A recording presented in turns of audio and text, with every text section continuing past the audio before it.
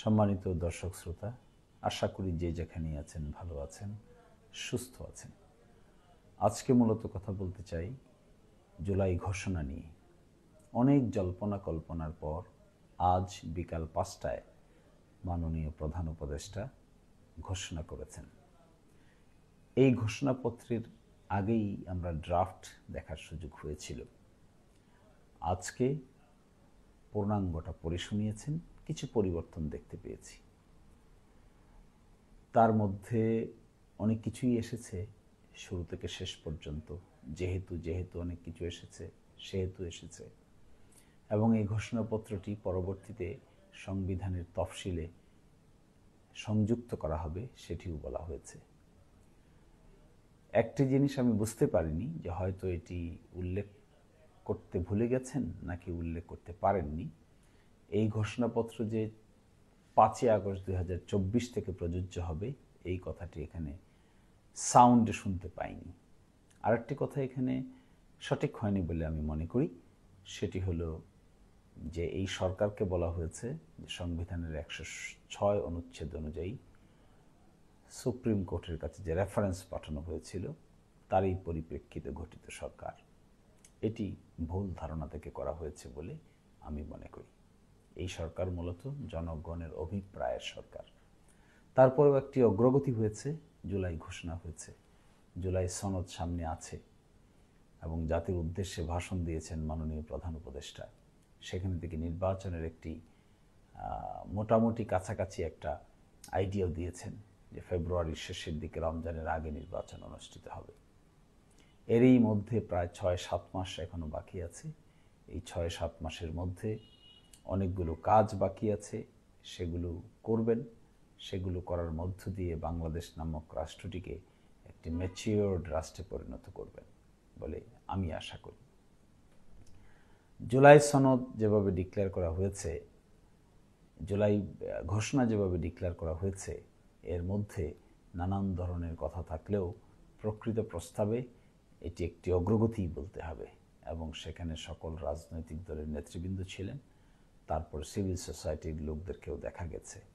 ফলে আমি মনে করি যে এই জুলাই শুধুমাত্র একটি সনদের মধ্যে সীমাবদ্ধ নয়, এটি রাষ্ট্রকে নতুন করে সাজানোর সীমাবদ্ধতা। একটি প্রশ্ন বারবার এখানে এসেছে, অনেকেই বলছেন যে 71 এবং জুলাইকে মুখোমুখি দাঁড় করানোর প্রশ্নে। দেখুন, 71 সাল এবং জুলাই কখনোই মুখোমুখি বা সাংঘর্ষিক বিষয় নয়। 71 সাল ছিল আমাদের রাষ্ট্র হিসেবে, জাতি হিসেবে আমাদের জন্ম নেয়ার বিষয়। লক্ষ লক্ষ মা বোনেরা প্রাণ ইজ্জতহানির বিনিময়ে, 30 লক্ষ শহীদের বিনিময়ে এই 71 সালে স্বাধীন সার্বভৌম বাংলাদেশের জন্ম হয়েছিল। যারা এটি দেখেছেন তখন তারা তার ভয়াবহতা সম্পর্কে ধারণা রাখেন।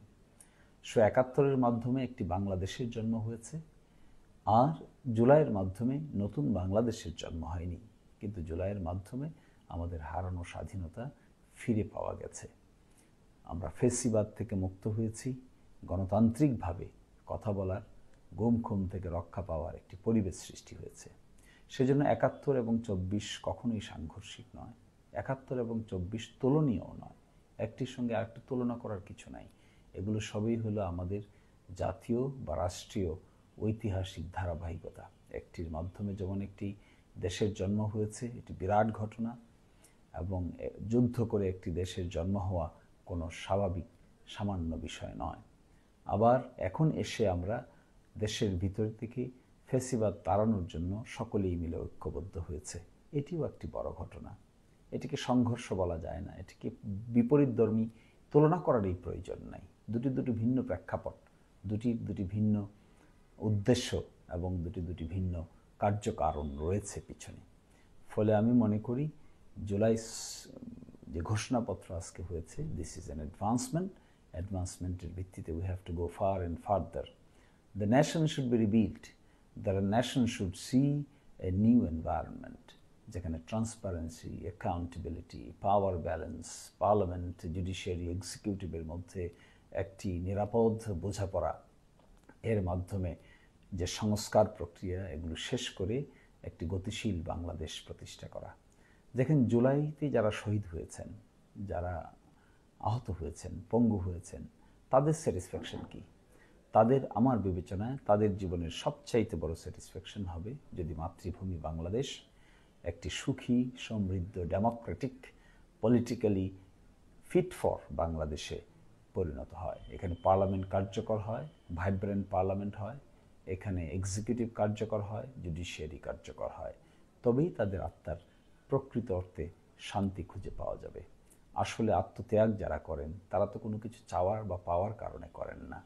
যারা জীবন দেন, যারা চোখ দেন, নাক দেন, কান দেন, হাত দেন, পা দেন, জীবন দেন, তারা কখনো কোনো কিছু প্রাপ্তির আশায় করেন না। তাদেরকে প্রাপ্তির আশায় করেছেন এ কথা বলা অপমানজনক, লজ্জাজনক, অসম্মানের।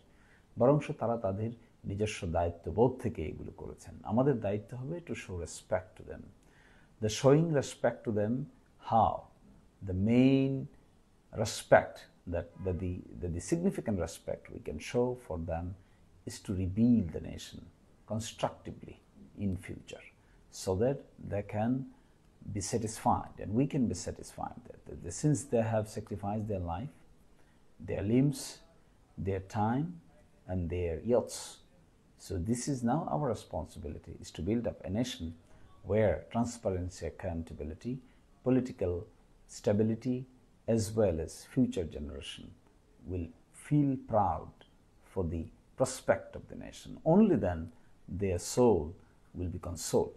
Otherwise, only to say something rhetoric বলে কার্যকারণ পর্যন্ত যদি ডেভেলপ করা না যায়, ইফেক্টিভ কোনো কিছু যদি করা না যায়, তাহলে জুলাই বিপ্লবে যারা শহীদ হয়েছেন, অভ্যুত্থানে যারা জীবন দিয়েছেন, তাদের প্রতি কৃতজ্ঞতা প্রকাশ করা হবে না।